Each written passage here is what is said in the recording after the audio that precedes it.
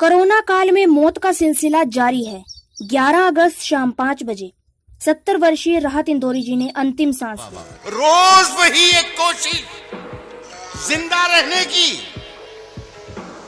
मरने की भी कुछ तैयारी किया। वाह वाह वाह। मौत धन दौलत शोहरत बुद्धि बल यह सब नहीं देखती। जब सांसें पूरी हो जाती हैं तभी आ जाती है। जानकारी के अनुसार 9 अगस्त को राहत इंदौरी जी को खांसी जुकाम बुखार निमोनिया की समस्या से पीड़ित पाया गया। कोरोना टेस्ट पॉजिटिव आने के बाद कार्डियक अरेस्ट से 5 बजे उनकी मृत्यु हो गई। अब उनकी मृत्यु पर उनके चाहने वाले शोक व्यक्त कर रहे हैं। राजस्थान के मुख्यमंत्री अशोक गहलोत ने कहा कि राहत इंदौरी जी का एकदम से चला जाना उर्दू शायरी के लिए एक बड़ा नुकसान है। उनकी मौत पर दुख व्यक्त करने के लिए कई बड़ी हस्तियों ने सोशल मीडिया का सहारा लिया, जिनमें राहुल गांधी, शिवराज सिंह चौहान जी, अनुपम खेर जी उनकी मौत पर शोक व्यक्त करते हुए पाए गए। लेकिन अब शोक व्यक्त करने से कुछ नहीं होगा, क्योंकि अब वह हमारे बीच से जा चुके हैं। अब सिर्फ हमारे पास उनकी यादें रह गई हैं। लेकिन इस बात का दुख है, राहत इंदौरी जी वह कार्य नहीं करके गए जो सबसे जरूरी था। उन्होंने परमात्मा के लिए कदम नहीं बढ़ाए, उन्होंने परमात्मा की खोज नहीं करी। जो संसार में आया है उसका जाना भी तय है। समय आने पर हर व्यक्ति को जाना पड़ता है। परमात्मा की दया से आज 99% लोग साक्षर हैं, मोबाइल धारक हैं। यदि व्यक्ति चाहे तो आसमान तक पहुंच सकता है, तो फिर परमात्मा तक पहुंचने की जिद क्यों नहीं करता? परमात्मा ने हमें साक्षर किया ताकि हम परमात्मा को पहचान सकें। परंतु हम यदि अपने साक्षर होने का इस्तेमाल केवल अपनी बुद्धिमत्ता साबित करने या आजीविका कमाने में ही लगे रहते हैं तो जीवन की सांझ कब हो जाएगी हमें मालूम भी नहीं होगा। हमें पता ही नहीं चलेगा कब ये जीवन बीत जाएगा और मौत हमें गले लगा लेगी। प्रत्येक मनुष्य को सत्संग सुनना चाहिए, क्योंकि सत्संग के माध्यम से हमें यह ज्ञान होता है कि यह मनुष्य जन्म हमें पूर्ण परमात्मा की भक्ति करने के लिए मिला है। यदि एक बार मनुष्य जन्म हाथ से छूट गया तो मृत्यु के बाद भी हमें बहुत कष्ट उठाना पड़ेगा। दरोगा जी SHO अपनी घोड़ी पर सवार होकर, पुराने समय की बात है, और किसी दूसरे शहर में गांव में जा रहा था किसी कामवश।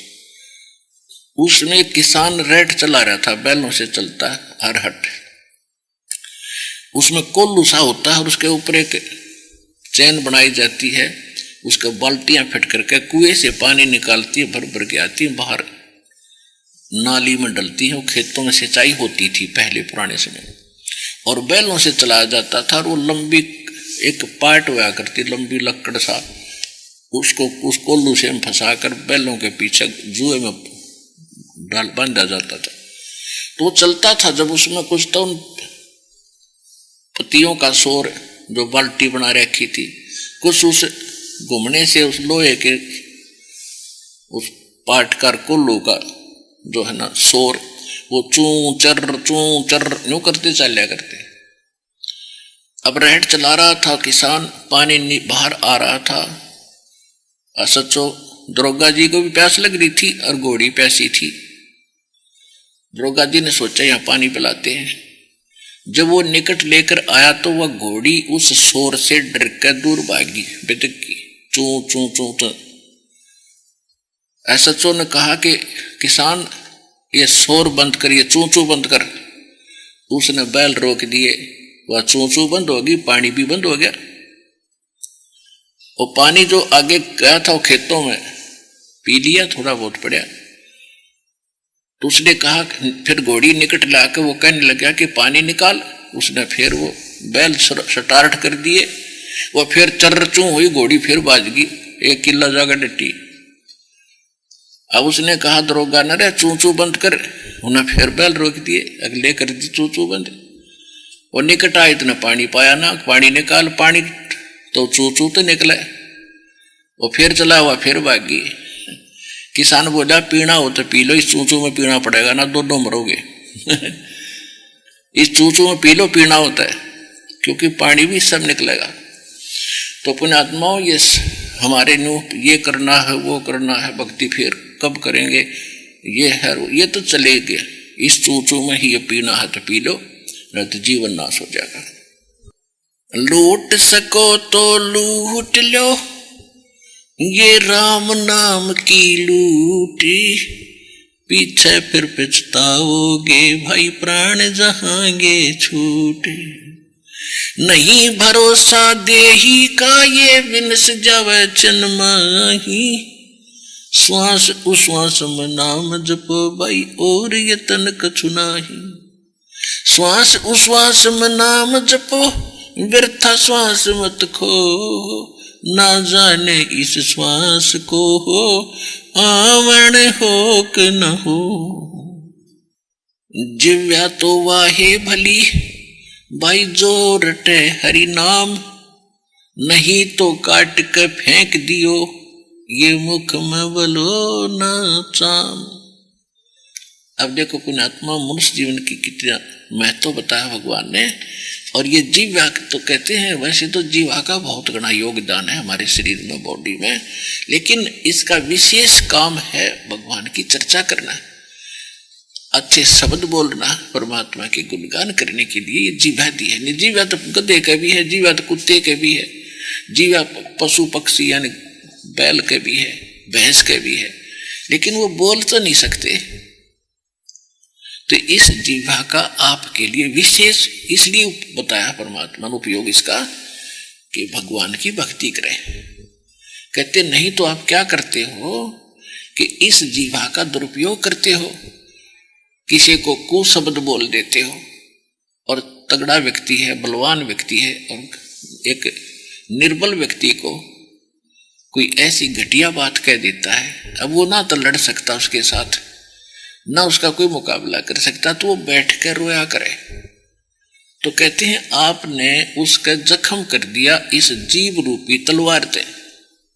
या किसी की आप झूठी गवाही देते हो, 100 झूठ बोलते हो, अपने पेट भरने के लिए अटपट करते हो, तो इस जीव का आप दुरुपयोग कर रहे हो।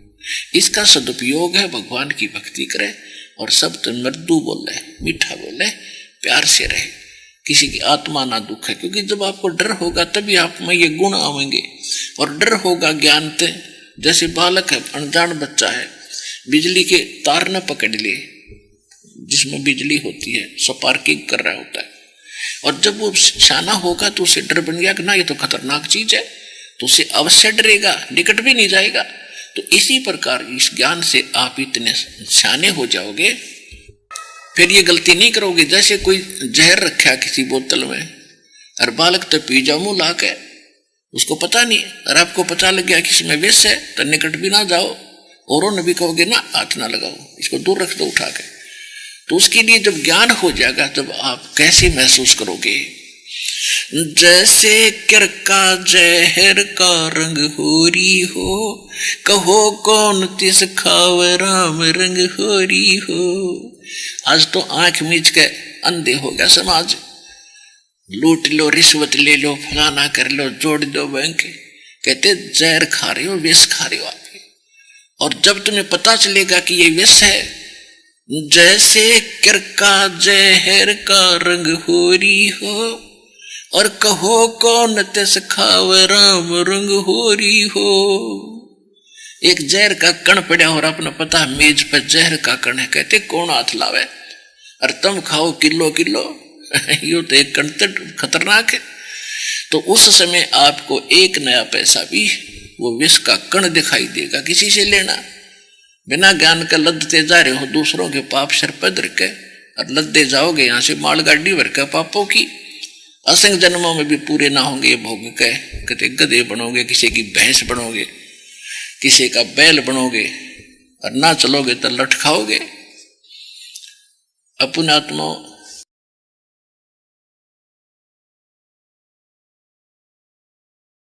जिस मनुष्य जन्म के लिए देवी देवता भी तरसते हैं, वह आज हमें आसानी से प्राप्त है।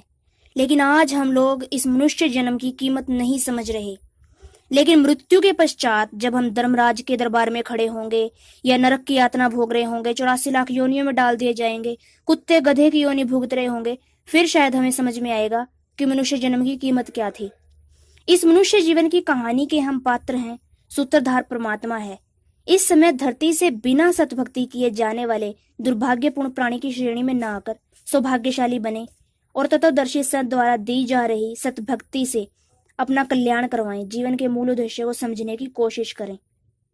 यह मनुष्य जन्म अनमोल है, इसकी कीमत को समझें। तत्वदर्शी संत रामपाल जी महाराज का सत्संग 7:30 बजे शाम को आता है। उनका सत्संग सुनकर जीवन के मूल उद्देश्य को जानें। देखना ना भूलें साधना चैनल 7:30 बजे शाम को।